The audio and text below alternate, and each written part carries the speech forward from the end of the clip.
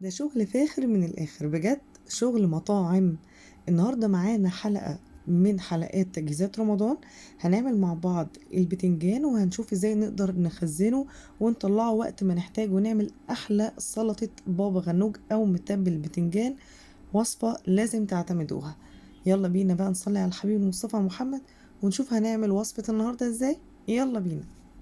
هجيب البتنجان واغسله كويس، وطبعا الحجم بتاع البتنجان ده راجع لكم انتوا. هعمل فيه فتحات بالشوكة زي ما انتوا شايفين بالمنظر ده. وازاي اعرف ان البتنجانة كويسة؟ لما اجي امسكها الاقي وزنها خفيف.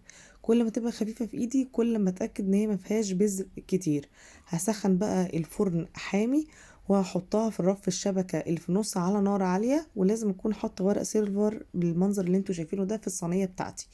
وبعد كده هحطها 10 دقايق 20 دقيقة، وابتدي ان انا اقلب البتنجان على الناحية التانية لحد ما اتأكد ان هو استوى تماما.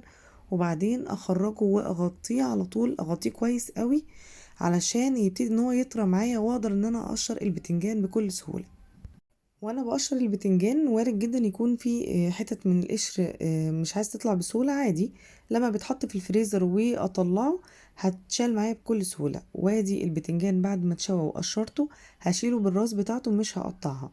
هحط بقى كل واحدة منفصلة في كيس من اكياس التلاجة واقفلها كويس واشيلها واخزنها في الفريزر لحد لما اجي استخدمها. قبل الاستخدام هطلعها تفك خالص، وبعد كده هشيل الراس وهقطعها كويس قوي افرمه بالسكينة.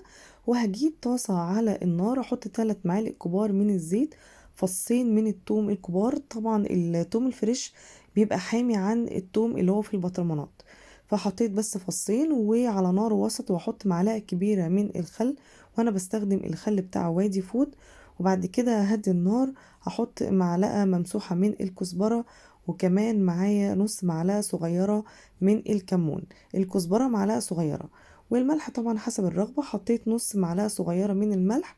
وبعد كده هنزل البتنجان. السوائل اللي هتنزل في الكيس اللي انا حطيت فيه البتنجان بحطها برضو مع البتنجان، مش برميها. واقلب بقى على نار هادية لحد لما يسخن عندي البتنجان. ممكن ادوق الملح بتاعه واطفي النار واسيبه على جنب لحد لما يهدى خالص.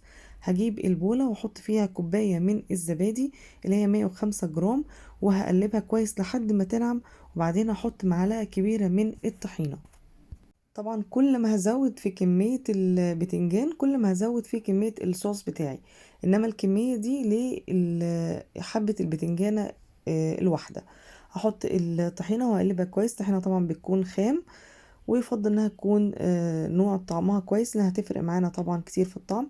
وبعد كده هنزل البابا غنوج. خلاص انا مش عايزه احط اي حاجه مع الزبادي، كل البهارات وكل حاجه انا حطيتها مع البتنجان. هقلب كويس قوي، ويفضل ان انا اعمل الخطوه دي قبل التقديم بساعه علشان يكون امتزج كويس قوي مع المكونات وظهر الطعم بتاعه.